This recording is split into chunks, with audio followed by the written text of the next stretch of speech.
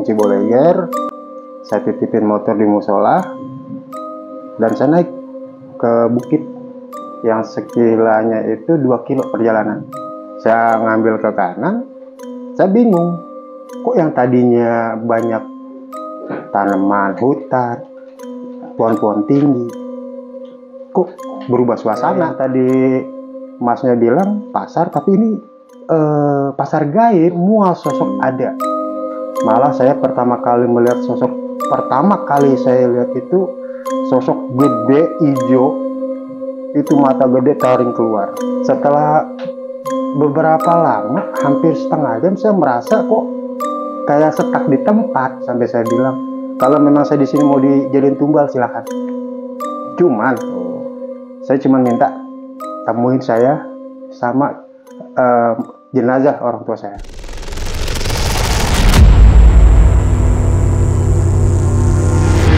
Assalamualaikum warahmatullahi wabarakatuh. Balik lagi bersama gue Angga, co-host dari Balai Misteri. Kali ini gue kedatangan nih narasumber jauh-jauh dari Jakarta yang punya pengalaman pribadi atau pengalaman mistisnya pas berada di daerah Kampung Baduy. Tentunya tanpa berlama-lama lagi, kita langsung saja sapa narasumber kita di sini. Halo Bang Ripan, gimana kabarnya Bang Ripan? Baik. Makasih banget ya Bang udah sempetin jauh-jauh dari Jakarta ke studio kita ini buat berbagi pengalamannya nih. Pengalaman apa Bang yang Abang alami nih? Jadi saya mengalami musibah plus kejadian yang membuat saya ini seumur hidup selalu nginget. Untuk kisi-kisinya Bang, kejadian horornya gitu yang Abang alami. Jadi saya tuh emang berada di posisi kampung ibu saya. Yang awalnya ini saya tuh dapat berita ibu saya meninggal.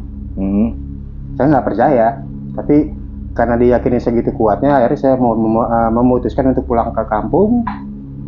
Sampai di Baduy, karena pikiran saya benar-benar kacau balau, saya salah jalan. Tahan dulu Bang ceritanya. Tanpa berlama-lama lagi, kita langsung saja masuk ke dalam ceritanya Bang Ripan. Namun sebelum kita masuk, saya dari Balai Misteri sendiri meminta untuk para penonton untuk like, subscribe, share, and comment sebanyak-banyaknya supaya kita lebih bersemangat lagi buat bikin video-video baru buat para penonton yang ada di rumah. Oke, sikat.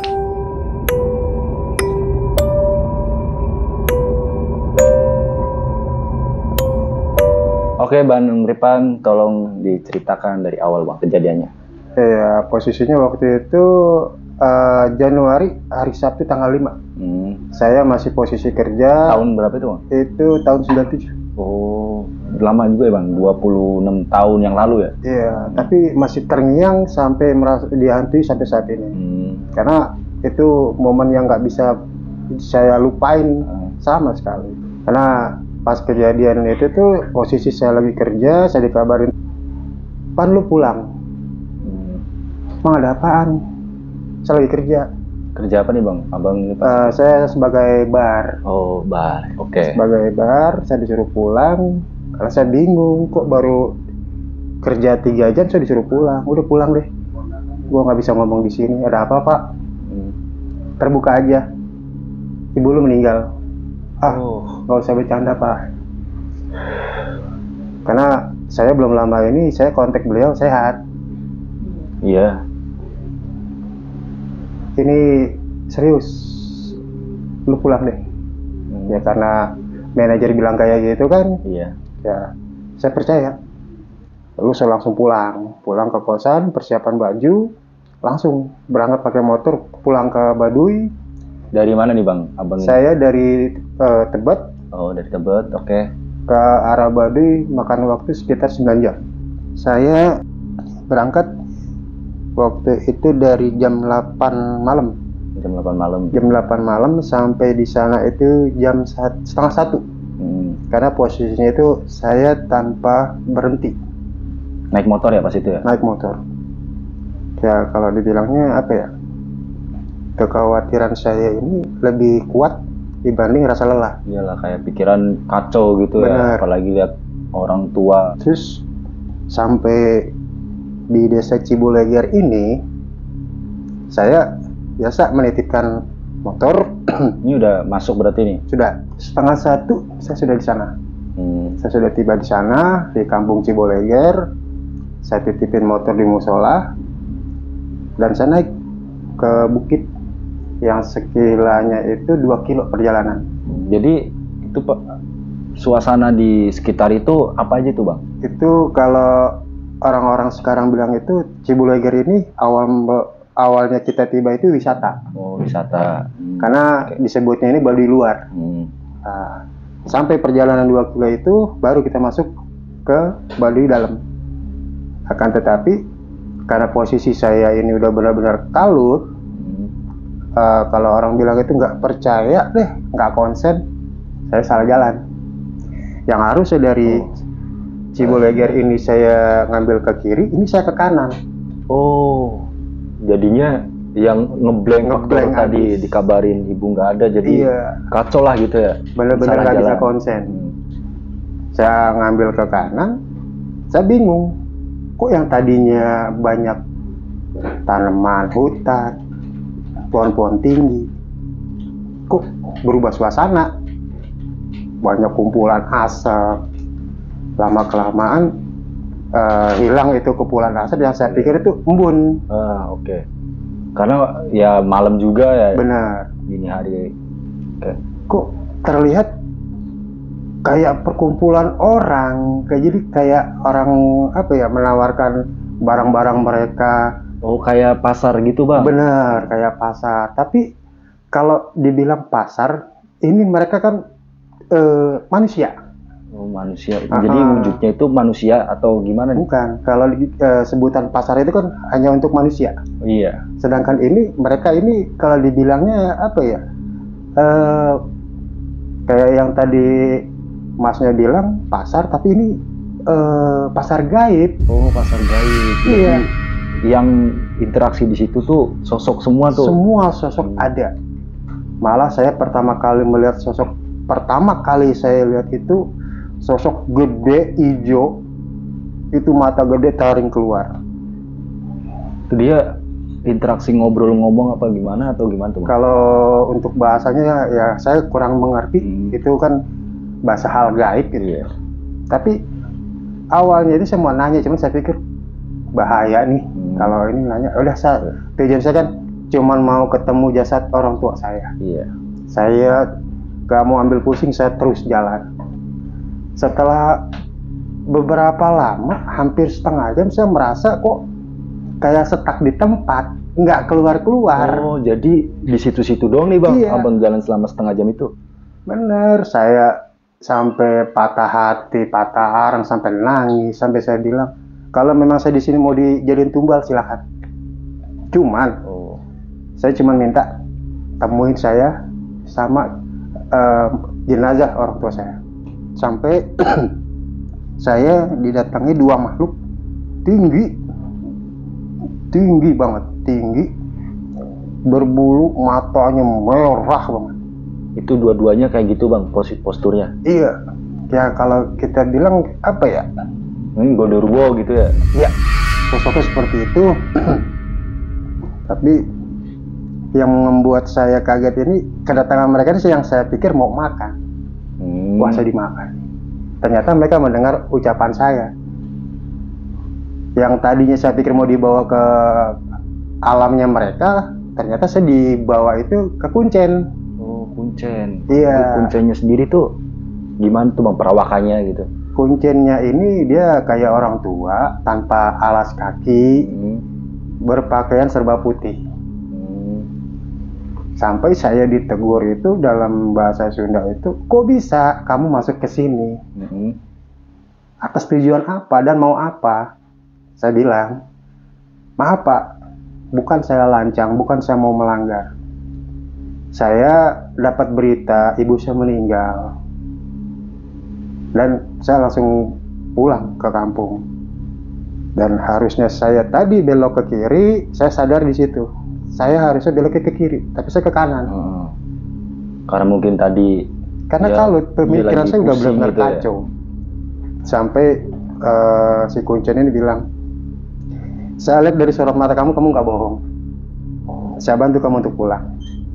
Saya diantar sama kuncen ini, kedua makhluk ini tetap ikut. Oh, jadi setelah abang keluar dari hutan ini, sosok ini dua ini tetap Masih ngikutin? ngikut. Tapi ke semua penduduk mereka nggak melihat. Oh, jadi cuma abang yang tahu nih. Iya, Yang cuma saya lain-lain kasih lihat. Tetangganya itu nggak pada Nggak ngeliat? ada yang tahu, nggak ada yang ngelihat wujudnya dia. Sampai saya sampai di rumah, saya lihat jenazah ibu saya sudah dimandikan, mau dikafani. Saya Itu nanya, jam berapaan tuh bang? Pas posisi abang keluar dari hutan tersebut, terus nyampe ke rumah duka atau rumah ibu abang ini jam berapaan kira-kira? saya merasa di dalam hutan tersebut setengah jam. Karena merasa kok nggak keluar-keluar, saya muter-muter di sini aja. Tapi pernyataan dari tukang pemandi jenazah ini bilang saya 7 jam ditungguin sampai merasa mereka bilang itu anaknya nggak mungkin datang. Oh. Udah dilanjutin aja, setelah ini kita kubur. Sampai berpikiran seperti itu. Kalau saya mau ceritain, takutnya mereka nggak percaya. Iya. Yang namanya kita dalam keadaan seperti itu, kita ngeliat jenazah orang tua depan muka sendiri. Di sini ada yang ditutupin. Itu yang membuat saya ganjil. Sampai saya meminta berkali-kali, boleh nggak saya melihat jenazah ibu saya? Oke. Jangan, kamu belum siap. Loh, kenapa? Saya kan anaknya.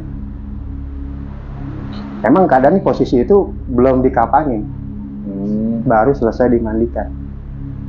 Boleh nggak? Saya anaknya. Anak dari darah dagingnya dia langsung. Sampai di situ. Alasan pemandi jenazah ini melarang abang ini apa tuh bang sebenarnya? Mungkin kepercayaan mereka ini dendam.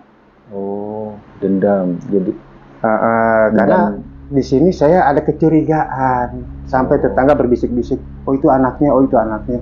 Wah ini bayi bisa bahaya nih. Oh jadi ada kayak rasa ingin tahu nih Iya, akhirnya kan? kok ada apa nih warga sampai ngomong kayak begini. Sedangkan saya itu belum melihat secara langsung orang tua saya itu meninggal kayak gimana sih. Apa dia sakit, apa serangan jantung.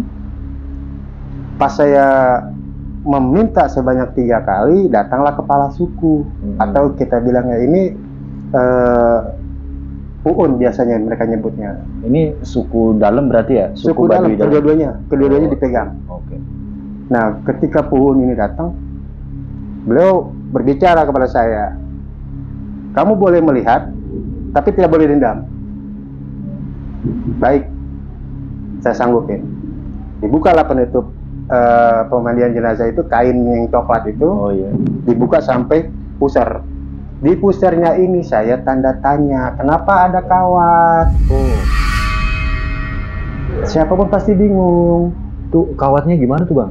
Kayak bekarat, kawat bekarat keluar dari perut puser, keluar dia panjang. Sampai saya bilang, cuman ini, kok bisa? Ternyata ada udah dikumpulin di nampan. Itu setiap 2 detik keluar, ada paku, ada kawat. Oh, jadi paku sama kawat ini keluar dari puser. Iya. Sampai saya berpikir, dosa apa yang ibu saya lakuin? Sampai kepala suku ini bilang, apakah kamu marah? Enggak. Justru saya bingung, dosa apa ibu saya? Ini santet. Saya bingung, semakin bingung. Kok disantet? Apa dosa besar ibu saya itu apa ya? Oh, beliau ini pendiam dan nggak mau tahu urusan orang. Kok bisa? Sampai ada adiknya ibu saya bilang, ini terjadi kemarin malam. Ada pemilihan kepala suku. Mereka di sini tradisi itu beradu kekuatan. Siapa yang lebih kuat ilmunya atau siapa yang lebih tinggi ilmunya, dia yang jadi mutlak kepala suku. Ternyata anaknya si kakek ini ada di bawah bukit yang terkena dampak atau cipratan dari ilmu tersebut. Yang bisa dibilang itu banaspati. Oh, bola api merah kayak itu bola ya? api. Sampai di otak saya antara percaya nggak percaya, tapi saya ngeliat sendiri itu perut keluar kawat, keluar paku. Oh, itu kalau boleh saya tahu nih bang, itu berapa hari tuh bang ibu abang ngalamin kayak gitu nih sebelum meninggal? 2 hari. 2 hari? 2 hari, tapi nggak dirasain. Maka saya ingatnya belum lama ini saya teleponan beliau sehat, nggak bilang menyatakan dia sakit, enggak. Jadi sempet nggak percaya kan? Nggak. Karena teleponan sehat-sehat aja Sehat. gitu. Iya. Sampai saya ngeyakinin diri saya itu bercanda kali ini. Tapi manajer sendiri meyakinkan bahwa itu benar berita duka. Akhirnya saya buktiin secara langsung, benar. Itu buat saya sebuah pukulan, tetapi ketika orang tua saya sudah dikubur, saya ikhlasin. Oke.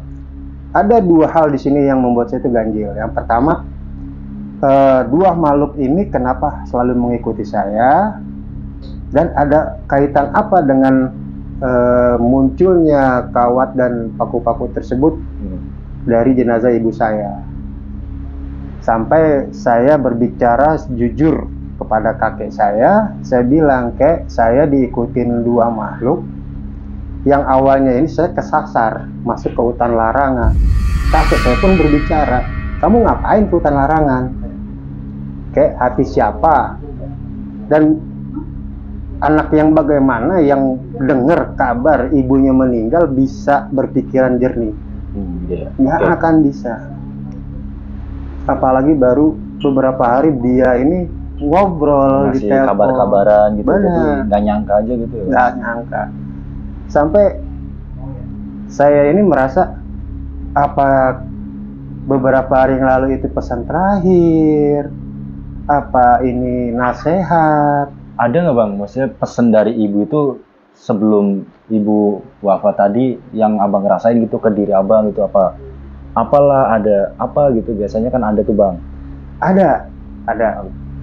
Beliau itu di telepon bilang sama saya itu pas saya bilang, "Bu, maaf, saya bentar lagi mau masuk jam kerja, ini jam istirahat, hanya diberi waktu 1 jam." Ibu berpesan langsung. Nah, walaupun kita di negeri, di tempat orang, tetap jadi orang yang jujur. Walaupun kita disakitin, tetap sabar. Di sini saya tanda tanya. Biasanya ibu saya nggak pernah ngomong kayak gitu, nggak pernah nasihatin saya itu untuk sabar walaupun disakitin orang. Sejahat-jahatnya kita, orang nyakitin kita, jangan dibalas. Oh, berarti itu udah firasat. Ya, firasat dari dia ya. Iya, makanya saya pikir kok nggak seperti biasanya. Biasanya kan jangan lupa istirahat, jaga pola makan kamu. Kalau memang ada waktu senggang, pulang. Cuman ini baru saya dapat nasihat, dapat kabar. Sempat saya pikir, oh mungkin naluri seorang ibu, tahu saya pernah dapat cobaan dimusuhin teman, kena komplainan customer, jadi saya diem. Mungkin saya berpikir ke situ awalnya, tapi ternyata lain. Dan 2 makhluk ini, saya nanya nih ke kakek, bisa nggak diputusin perjanjian? Iya, tanyain lagi gitu. Iya, akhirnya sama kakek dibilang nih, kakek ini bisa melihat. Bisa melihat. Orang bisa juga gitu. Orang bisa, karena kan kakek ini kan dia kepala suku yang tadi saya bilang tadi, harus beradu kekuatan, adu kesaktian. Nah, di sini nih kakek bertanya, apa yang kamu inginkan dari cucu saya? Dia cuman bilang, bukan nyawanya yang mau saya ambil, bukan, kepolosannya yang mau saya ikuti. Dia melihat saya polos, karena keinginan terbesar saya waktu di hutan larangan itu, izinkan saya bertemu jasad ibu saya terakhir kali. Selebihnya mau ambil saya silakan, mau makan saya silakan. Oh, itu jadi salah satu alasan buat ini sosok ini ngikutin abang. Mengikuti. Tetapi yang saya ingin dan saya mau menyetop agar perjanjian tersebut hilang, saya ingin hidup normal.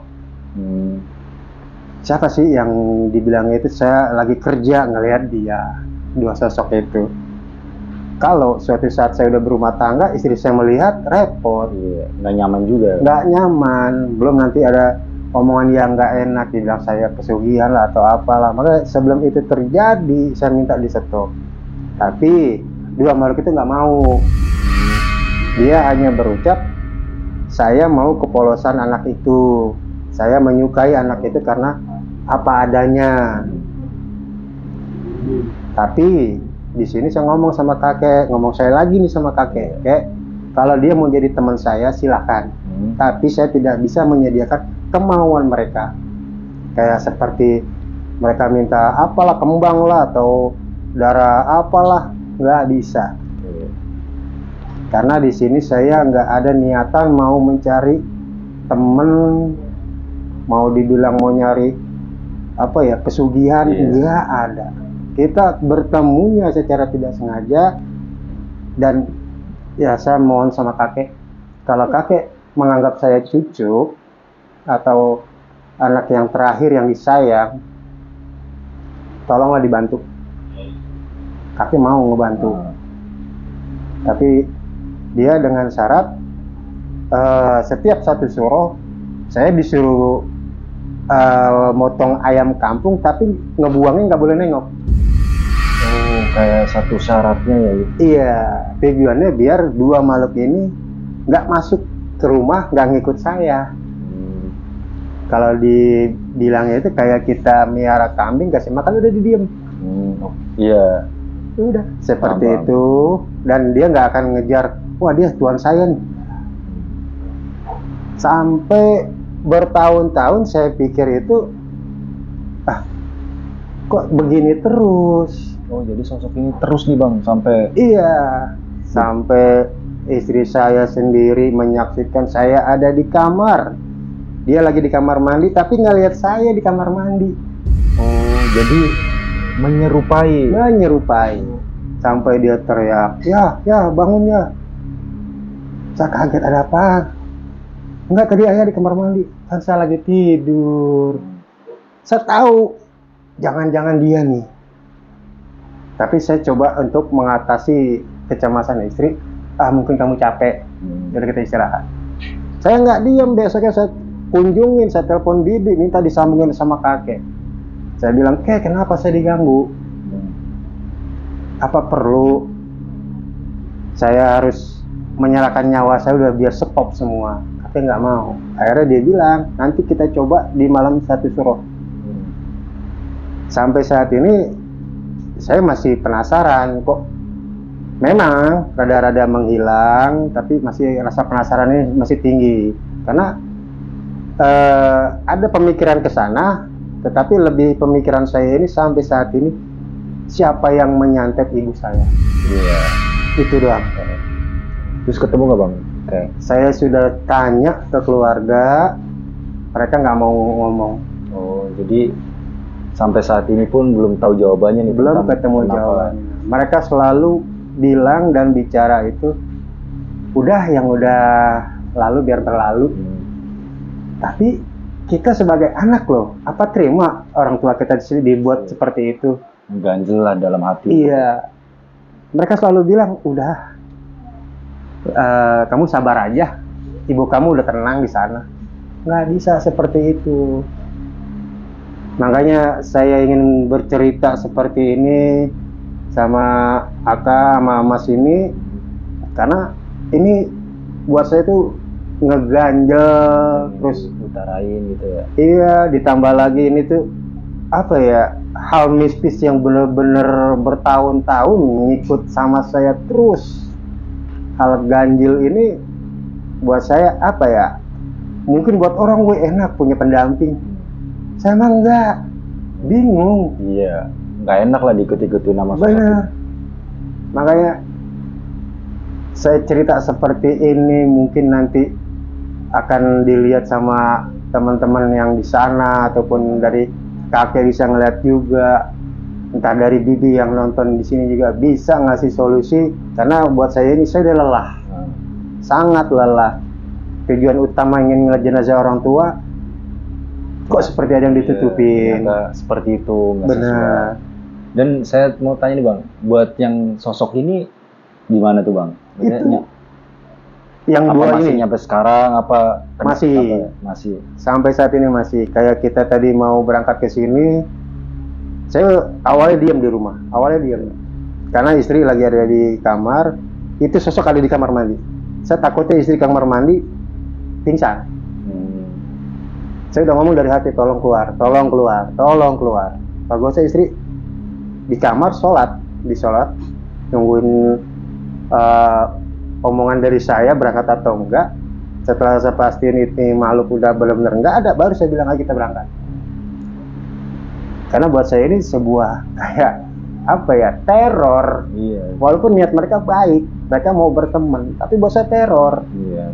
Berteman sama kayak gituan juga nggak apa untungnya juga. Bener. Ya, kalau dibilang untung ya enggak, ya rugi ya iya. Iya. Nah, sosoknya begitu tinggi, mata merah, giginya bertaring, berbulu loh. Aduh, saya bilang ini nggak bisa lebih cakep apa tampilannya. Saya bilang, aduh, Pakai celana panjang gitu loh. Jadi aneh buat saya. Makanya dari sini ya, ini pengalaman saya mas. iya. Pertama dan terakhir kali di hutan larangan ini sampai misteri meninggalnya orang tua saya ini buat saya itu masih tanda tanya. Iya. Terngiang-ngiang gitu mas. Terngiang-ngiang, terpikiran karena ada ucapan, wah ini kena efek adu ilmu antara kakek kamu sama orang seberang. Kok bisa? Siapa sih seorang bapak mau numbalin anak? Buat saya pemikiran kayak gitu. Iya. Tapi kok ini bisa terjadi depan muka saya, jenazahnya ada, nggak logika bapak. Ini ada sesuatu yang aneh, ada yang ditutupin. Ya mungkin kalau dibilang saya benar lahir di Bali, tapi besar saya di Jakarta. Tapi di sini saya merasa ada yang ditutupin agar saya tidak tahu pokok permasalahan ini dan tidak memanjang, itu doang. Tapi di sini saya benar-benar sampai saat ini masih mencari tahu ada apa. Karena banyak sekali yang ditutupin. Teman-teman Balai Misteri, itu tadi kisah dari Bang Ripan ya, Bang Charlie Van Houten nih, yang agak mirip ya. Cukup menegangkan juga ya Bang ya. Jadi gimana ya? Saya juga dari tadi ini gemeter ini dengernya. Gimana gitu rasanya diikuti nama sosok kayak gitu nih, dua lagi. Dan buat orang lain tuh suggesnya tinggi banget. Saya yang denger aja merinding Bang. Dan di sini saya mau tanya nih Bang. Jadi pas Bang Ripan sendiri ini masuk ke dalam hutan, emang nggak sadar gitu Bang? Sama sekali nggak sadar. Apa Bang Ripan ini pernah ke situ? Apa udah lama nggak ke situ nih? Jadi agak lupa gitu loh Bang. Kalau saya itu secara pribadi saya nggak sadar. Karena posisi itu saya mengingat kenangan beliau di telepon. Apa itu ucapan terakhir? Nggak mengingat jalan, nggak. Sama sekali nggak perhatiin jalan. Jadi kayak apa ya namanya? Ya lupa sama semuanya aja gitu. Udah ya. lupa. Intinya kita ngeblur lah, ngeblank gitu pikiran. Blank.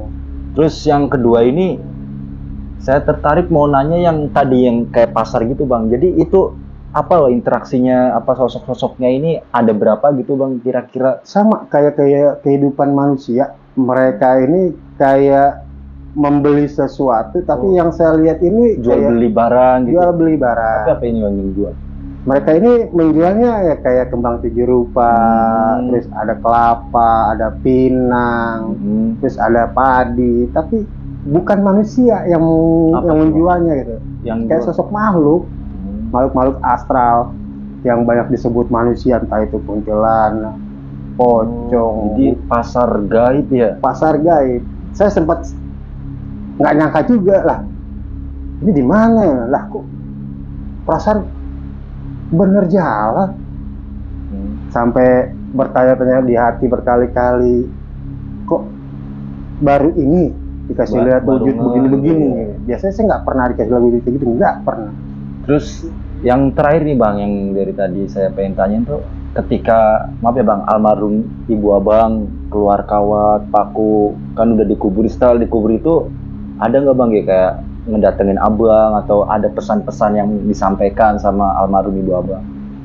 Itu terjadi pas warga pada pulang, saya masih di kuburan, sampai saya pegang nisan ibu saya, sampai saya berucap, maafin saya ibu, saya nggak bisa hadir, saya nggak bisa datang ketika ibu butuhkan, ketika ibu memerlukan saya di saat napas terakhir, saya merasa benar-benar jadi anak yang berdosa, maafin saya ibu. Ketika saya pulang, saya di pas dekat rumah ada saung, saya coba buat tenangin diri. Entah kenapa ada bisikan dengan jelas seperti orang ngasih tahu, semua bukan salah kamu, Nak. Bukan, saya yang salah, ibumu yang salah. Oh, jadi ada suara yang suara tapi nggak ada wujudnya gitu? Nggak ada wujud. Sampai saya tengok kanan kiri, tapi ini nyata suara ibu ya, suara orang tua saya. Kenapa jadi saya yang bingung gitu? Sampai dia bilang ini bukan salah saya, terus dia bilang ini salah ibu saya karena merahasiakan penyakit ini. Yang seharusnya itu kemarin di telepon itu bicara apa adanya aja. Nah, itu tadi cerita dari Bang Ripan. Buat sobat-sobat Balai Misteri, kami banyak-banyak berterima kasih. Supaya kami semangat untuk membuat video-video selanjutnya, tolong support kami untuk subscribe, komen, like, and share sebanyak-banyaknya agar kami lebih bersemangat lagi untuk membuat video-video selanjutnya. Dan terima kasih buat yang sudah share, subscribe, komen di channel Balai Misteri. Kami banyak-banyak berterima kasih. Dan sampai jumpa di video-video kami berikutnya. Bungkus.